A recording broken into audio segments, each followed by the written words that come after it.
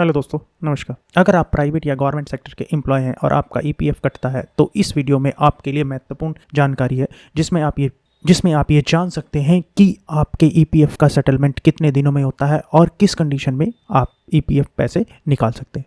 मेरी वीडियो के साथ बने रहिए और मेरे चैनल को सब्सक्राइब करना ना भूलें। ईपीएफओ का मतलब क्या होता है? ईपीएफओ का जो फुल फॉर्म होती है एम्प्लॉयज़ प्रोविडेंट फंड ऑर्गेनाइजेशन, जो भारत सरकार के श्रम और रोजगार मंत्रालय के तहत एक सामाजिक सुरक्षा संगठन है। ईपीएफओ की स्थापना 1951 में भविष्य निधि अध्यादेश के साथ हुई थी, जो बाद में 1952 में कर्मचारी भविष्य निधि अधिनियम बन गया। कर्मचारी भविष्य निधि और विविध प्रावधान अधिनियम 1952 का हिस्सा है। बेसिकली ईपीएफओ भारत में कर्मचारियों के लिए अनिवार्य भविष्य निधि और एक बुनियादी पेंशन देने का काम करता है, चाहे वो व्यक्ति की मृत्यु के बाद या विकलांगता के बाद या फिर वो रिटायरमेंट के बाद, तीनों कंडीशन में ये पेंशन देने का कार्य करता है।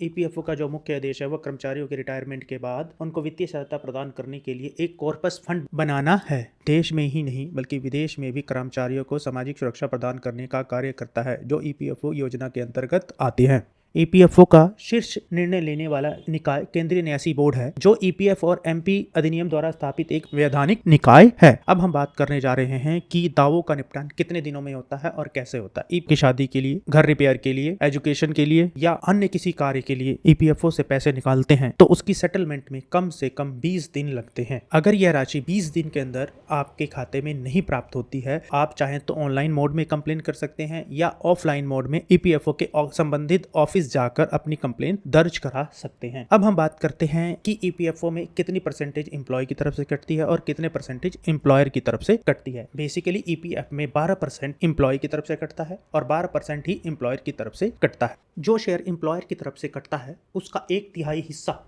जो कि 3.67% होता है, वो तो ईपीएफ में चला जाता है और दूसरा जो सबसे बड़ा हिस्सा होता है 8.33%, वो कर्मचारी पेंशन योजना फंड में चला जाता है, जो एम्प्लॉय के रिटायरमेंट के बाद पेंशन के रूप में उसे मिलता है। वैसे तो आप ईपीएफओ में से रिटायरमेंट के बाद ही पैसे निकाल सकते हैं, मगर लेकिन कुछ शर्तों के साथ आप रिटायरमेंट से पहले भी पैसे। अब हम जानते हैं कि आप कब और कितने पैसे ईपीएफओ से निकाल सकते हैं। कर्मचारी चिकित्सा आपदा की स्थिति में, संपत्ति खरीदने के लिए, शैक्षिक उद्देश्यों के लिए आप आंशिक रूप से ईपीएफ से राशि निकाल सकते हैं। यदि कोई भी एम्प्लॉय 2 महीने से अधिक समय तक बेरोजगार रहता है तो वह पूरी राशि भी निकाल सकता है। अगर 1 महीने बेरोजगार रहता है तो वो ईपीएफ से अपनी 75% की राशि निकाल। अब हम बात करते हैं ईपीएफ एडवांस के लिए या रिटायरमेंट के बाद आप किस प्रकार ईपीएफ से पैसे निकाल सकते हैं। यहाँ पर 2 तरीके हैं ईपीएफ से पैसे निकालने के लिए। पहला तरीका है कि आप ऑनलाइन एप्लीकेशन लगा सकते हैं। ऑनलाइन एप्लीकेशन लगाने के लिए कुछ कंडीशंस हैं, जैसे आपका आधार आपके यूएनओ से कनेक्टेड होना चाहिए, आपका पेन यूएन के साथ कनेक्टेड होना चाहिए,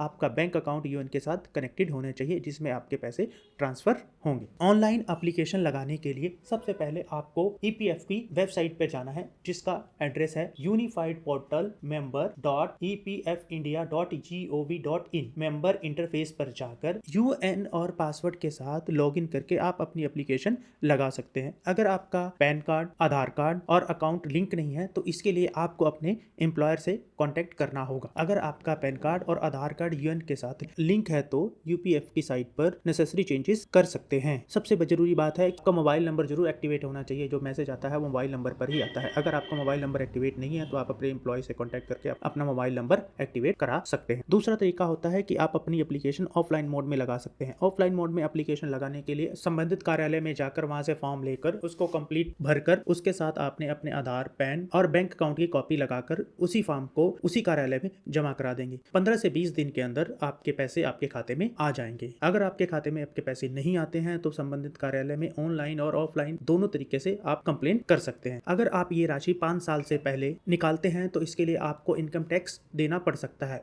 जो टैक्स होता है वो ब्याज पर प्लस एम्प्लॉय की जो राशि कटी होती है उसी पर ही वो ब्याज लगता है। ये कंडीशन तभी है जब आप 5 ईयर्स से पहले या प्री डिफाइंड टाइम पीरियड से पहले पैसे निकालते हैं। अदरवाइज आपको किसी प्रकार का कोई इनकम टैक्स नहीं देना पड़ता है। अगर आपका पैन आपके अकाउंट के साथ जुड़ा हुआ है तो आपको 10% टीडीएस देना पड़ता है। अगर आपके ईपीएफ अकाउंट के साथ नहीं जुड़ा हुआ है तो आपको 20% इनकम टैक्स देना पड़ता है। इसी तरह की वीडियो के लिए हमारे साथ जुड़े रहिए। चैनल को सब्सक्राइब और लाइक जरूर करें। थैंक यू दोस्तों। आपका सब्सक्रिप्शन हमारे लिए मोटिवेशन का काम करता है।